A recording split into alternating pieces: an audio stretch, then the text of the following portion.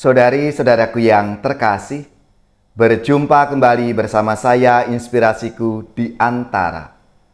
Renungan Harian Selasa 3 Oktober, Pekan Biasa ke-26. Semoga kita bersama keluarga dan komunitas kita selalu dalam keadaan baik, tetap sehat, dan bersemangat. Marilah kita mengawali renungan kita hari ini dengan tanda kemenangan Kristus. Dalam nama Bapa dan Putra dan Roh Kudus. Amin.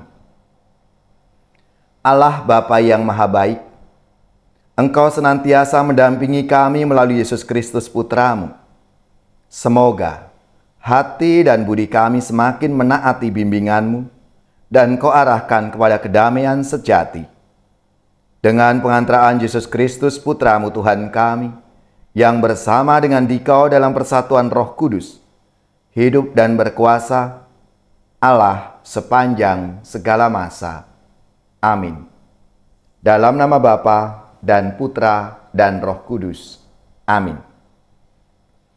Inspirasi kita hari ini dari Injil Suci menurut Lukas bab 9 ayat 51 sampai 56. Mari kita siapkan kitab suci kita masing-masing. Kita akan membaca bersama-sama lalu merenungkannya. Ketika hampir genap waktunya diangkat ke surga, Yesus mengarahkan pandangannya untuk pergi ke Yerusalem. Diutusnya beberapa utusan mendahului dia. Mereka itu pergi, lalu masuk ke sebuah desa orang Samaria untuk mempersiapkan segala sesuatu baginya. Tetapi orang-orang Samaria di situ tidak mau menerima dia, karena perjalanannya menuju Yerusalem. Ketika dua muridnya, yaitu Yakobus dan Yohanes, melihat hal itu, mereka berkata, "Tuhan, bolehkah kami menurunkan api dari langit untuk membinasakan mereka?" Tetapi Yesus berpaling dan menegur mereka, "Kalian tidak tahu apa yang kalian inginkan. Anak Manusia datang bukan untuk membinasakan orang, melainkan untuk menyelamatkannya." Demikianlah sabda Tuhan. Terpujilah Kristus. Saudari-saudaraku yang terkasih, dalam kisah Injil Lukas ada yang sangat populer kalau kita bicara tentang orang Samaria, yaitu orang Samaria yang baik hati. Kisah ini populer karena penginjil Lukas dengan sangat gamblang memberikan gambaran tentang siapa sesama itu dan siapakah Yesus di matanya. Yesuslah sebenarnya sosok orang Samaria yang baik hati itu. Namun hari ini Injil Lukas menampilkan versi lain dari orang Samaria, yaitu sosok yang menolak kehadiran Yesus. Santo Lukas menampilkan seorang pribadi yang menolak kehadiran Tuhan di dalam hidupnya. Pengalaman duka, traumatik, akibat pandemi COVID-19 tidak bisa kita pungkiri. Dalam hal ekonomi, baik dalam skala lokal maupun global, banyak yang mengalami krisis bahkan bangkrut. Secara iman, banyak yang mempertanyakan, mengapa Tuhan membiarkan ini semua terjadi? Di mana kuasa Tuhan? Pertanyaan ini mengantar orang pada keputusan menolak kehadiran Tuhan dalam hidupnya. Itulah gambaran yang terjadi saat ini. Yakobus dan Yohanes memberikan reaksi terhadap orang yang jelas-jelas menolak kehadiran Tuhan itu. Maka mereka langsung bertanya kepada Tuhan Yesus, "Tuhan, apakah Engkau mau supaya kami menyuruh api ini turun dari langit untuk membinasakan mereka?" Akan tetapi, Yesus berpaling dan menegur mereka. Yesus ingat akan misinya datang ke dunia. Aku datang tidak untuk menghakimi dunia, tidak untuk membinasakan orang, melainkan menyelamatkannya. Saudari-saudaraku yang terkasih, keselamatan orang-orang ini menjadi prioritas utama dari misi Tuhan kita Yesus Kristus. Maka, terhadap orang Samaria yang menolaknya, justru Yesus memberikan kesempatan bagi mereka untuk bertobat.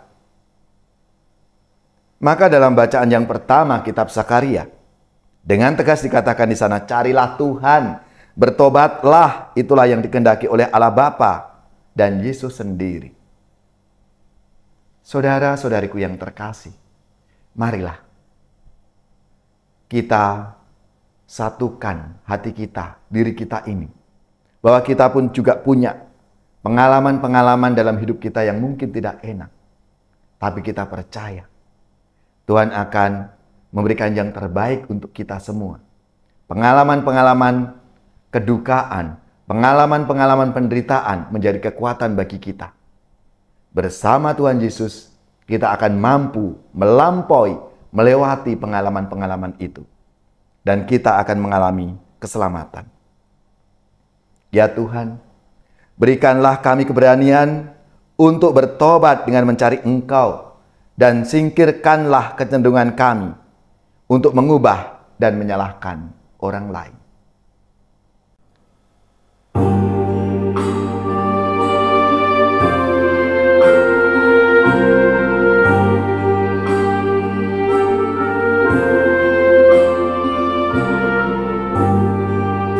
Andaikan aku pahami bahasa semuanya, hanyalah bahasa cinta, kunci setiap hati. Ajarilah kami Tuhan, bahasa cinta kasih.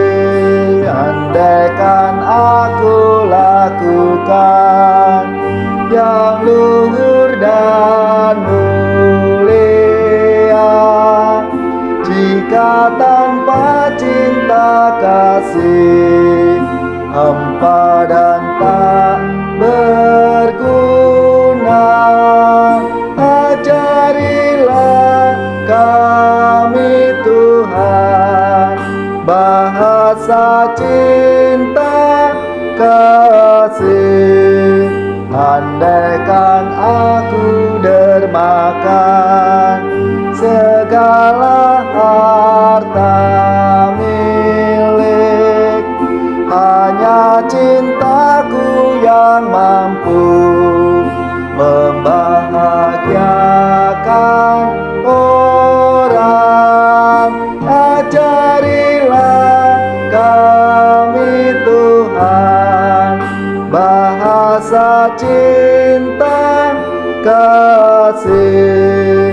Cinta itu lemah lembut, sabar dan murah hati, tidak cari keuntungan, tidak megahkan diri. Ajarilah kami Tuhan, bahasa cinta kasih. Saudari-saudaraku yang terkasih, marilah kita mengakhiri renungan kita hari ini dengan mohon berkat Tuhan dan kita akan menerima tugas berutusan. Marilah kita siapkan hati kita untuk menerima berkat-Nya. Semoga saudari-saudara sekalian, keluarga-keluarga dan komunitas kita, orang-orang yang kita doakan, seluruh tugas, belajar, pekerjaan, usaha serta karya pelayanan kita dibimbing, dilindungi dan diberkati oleh Allah yang Maha Kuasa, Bapa dan Putra dan Roh Kudus. Amin.